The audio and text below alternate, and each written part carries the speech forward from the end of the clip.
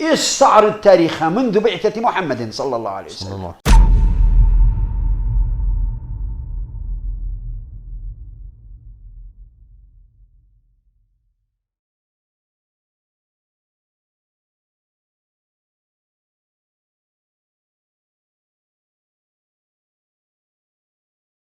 بسم الله الرحمن الرحیم. الحمد لله رب العالمین و صلاة بسم الله الرحمن الرحیم. ستایش مر الله پروردگار عالمیان را. درود و سلام بر سید پیغمبران محمد، عائله ایشان و تمام صحابگانشان.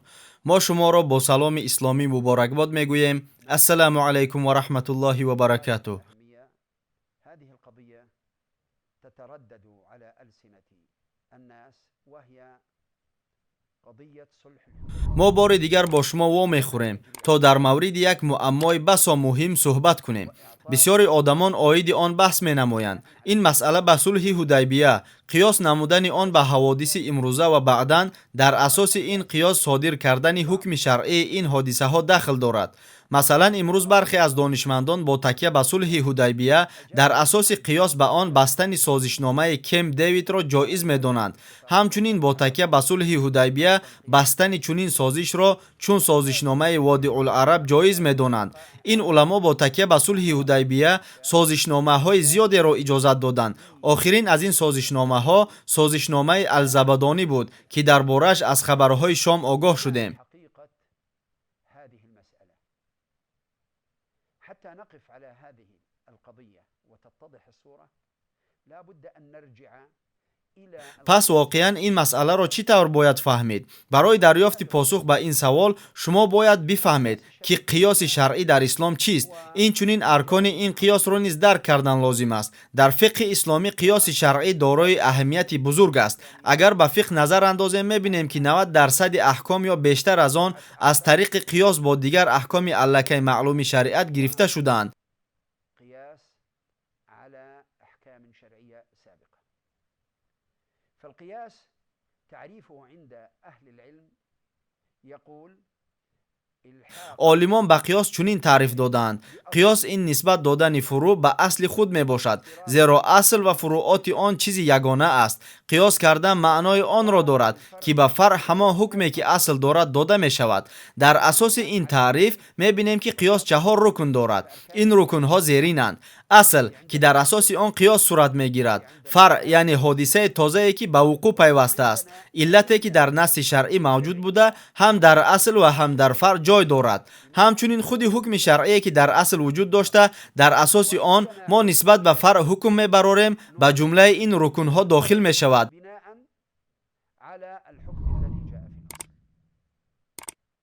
وإذا عدنا إلى حادثة الحديبية به بررسی صلح حدیبیه برگشته می‌بینیم که در آن علتی که سبب پیدایش حکم شده باشد وجود ندارد. حادثه‌ای که در حدیبیه رخ داده است علت ندارد. في صلح الحديبية كيف نقول أن الحادثة لم تأتي معللة والرسول صلى الله عليه وسلم عندما أقدم هنگامی که پیامبر صلی الله علیه و سلم صلح حدیبیه را بستند، هیچ کدام از صحابگان علت این سازش را نفهمیدند. اکثر صحابگان بر ضد این سازش اعتراض کردند.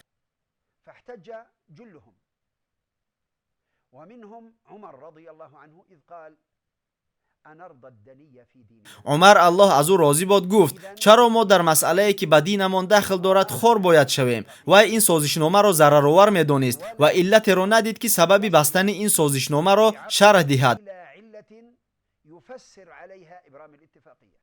فعندما تكون هذه الواقعة بلا علة نقول لا يجوز القياس عليها أبدا. اگر در این صلح یگان علت نباشد پس به آن قیاس نمودن قابل قبول نیست. به هیچ یک فقیه اجازت داده نشده است که یگان سازشنامه را به صلح حدیبیه قیاس کند. این قیاس به دلیل نبودن علت سازش غیر امکان است، در حالی که علت یکی از رکنهای قیاس می باشد. اما در این صورت فقیه باید با صلح حدیبیه چگونه مناسبت کند؟ تنها در یک حالت فقیه می تواند به حوادث نوروی دهنده حکم را تطبیق نماید که در نصوص شرعی آمده است که علت را در بر نگرفته است. بأن يطبق حكمها على الوقائع المستجدة في حالة واحدة. عند تطابق الحالتين. ӯ ин ҳукмҳоро нисбат ба рӯйдодҳои наве ки бо ҳодисаи дар нусус зикршуда якхелаанд татбиқ мекунад. яъне вай бояд воқеияти сулҳи Ҳудайбия ва воқеи нави ба амаломадаро омӯзад. агар ҳодисаи нав сулҳи Ҳудайбияро такрор кунад, ҳукми ин ҳодиса ҳамон гунае хоҳад буд ки сулҳи мазкур дошт. аммо агар воқеиятҳои онҳо дигар бошанд, дар робита ба ин ҳодисаи нав татбиқ намудани ҳукми сулҳи Ҳудайбия ҷоиз нест. بنقول لا يجري تطبيق الحكم على هذه المسألة التي هي الفرع. агар ҳодисаи нав бо сулҳи Ҳудайбия мувофиқ ояд, онро қиёс номидан нодуруст аст. ин мувофиқат ҳамчун татбиқи ҳукми шаръӣ ба масъалаҳои алоҳидае ки ба навъи худи ҳамин ҳукм марбутанд номида мешавад. أعطي مثال. المثال عندما ман як мисол меорам. вақте ки дар наси шаръӣ омадааст ки аз чорво, агар ин чорво ба нисоб, яъне ҳадди аққали маблағе ки аз он закот дода мешавад расида бошад, бояд закот дода шавад. мо ба назди шахсе меоем ки молу чорвааш ба нисоб расидааст ва ӯро маҷбур мекунем ки ин закотро бидиҳад. фараз мекунем ки номи ӯ Зайд аст. сипас ба назди Амр меоем ва аз чорпояш низ ҳамин тавр закот мегирем. агар бигӯем ки мо аз Амр закотро тавассути ҳукме гирифтем ки дар натиҷаи ба закоти додаи Зайд қиёс намудан бароварда шудааст, ин гуфтор нодуруст мебуд. ин амал татбиқи ҳукми шаръӣ ба ҳолатҳои муайян аз навъи ҳамон ҳукм номида мешавад ки бо сабаби мутобиқати онҳо амалӣ шудааст. وعندما ننظر إلى القضايا التي تعرض أمامنا نجد ба созишномаҳои мухталифи имрӯза нигоҳ карда мебинем ки онҳо ба сулҳи Ҳудайбия монанд нестанд. ин сулҳ на ба созишномаи Кемп Дэвид, на ба созишномаи Води ал-Араб ва на ба созишномаи Ал-Забадонӣ ягон шабоҳат надорад. ҳар як ҳодисаи навро мо бояд аз нуқтаи назари он чизе ки дар боло зикр кардам баррасӣ кунем. لا يعني أطيل نقول أن حادثة من الحوادث كاتفاقية وادي عربة على سبيل المثال. агар барои мисол шартномаи Води ал-Арабро гирем, пас мебинем ки он хилофи сулҳи Ҳудайбия аст. пас аз бастани сулҳ дар Ҳудайбия, паёмбари Худо саллаллоҳу алайҳи ва саллам Қурайшро ба риояи сулҳ маҷбур карданд ва онҳоро водор сохтанд ки аз шарикони худ дар нимҷазираи араб даст кашанд. ба арабҳо хабар расид ки Қурайш аз муттаҳидони худ даст кашидааст ва онҳо шитобон ба иттифоқҳои нав шурӯъ карданд.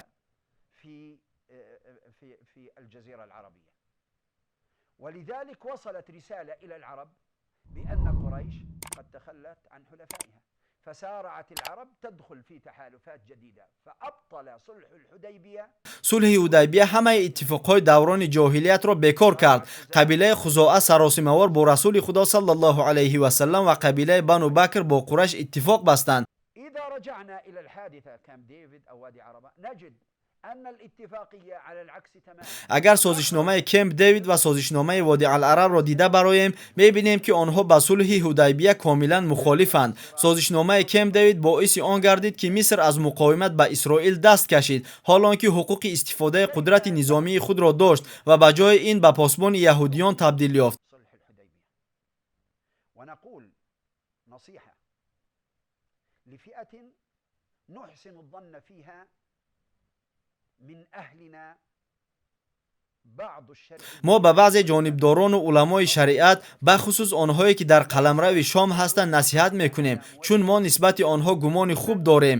ин муроҷиат ба онҳое нест ки аз илми фиқҳ, аз фатвоҳояшон ва мавқеи ишғол кардаашон манфиат мегиранд. он ба шахсоне равона карда нашудааст ки фатвоҳояшонро режимҳои ситамкор барои куштани мусалмонон ва хиёнат истифода мебаранд. ба он гурӯҳи одамоне ки мувофиқи гумонамон ба дини худ содиқанд мегӯем: аз Худо битарсед ва бигзор кибр шуморо ба гуноҳ водор накунад. أن تتق الله ولا تأخذها العزة بالإثم فتنظر في القضايا. ҳолатҳои наверо ки ба вуҷуд омаданд ва ҳолатҳоеро ки барои қиёс ҳамчун асл истифода мешаванд омӯзед. диққат диҳед ки оё ин ҳолатҳо ба ҳамдигар мувофиқат мекунанд ё не. дар ин кор эҳсос кунед ки Аллоҳ ба шумо нигоҳ дорад, то ки баъди ин қадар устуворӣ пешпо нахӯред. аз Аллоҳи мутаол мехоҳем ки ба ҳамаамон сабр ато кунад, амалҳои моро ба хотири ризои ӯ холис гардонад ва корамонро ба беҳтарин тарз ба роҳ монад. ассалому алайкум ва раҳматуллоҳи ва баракатуҳ. والسلام عليكم ورحمة الله وبركاته.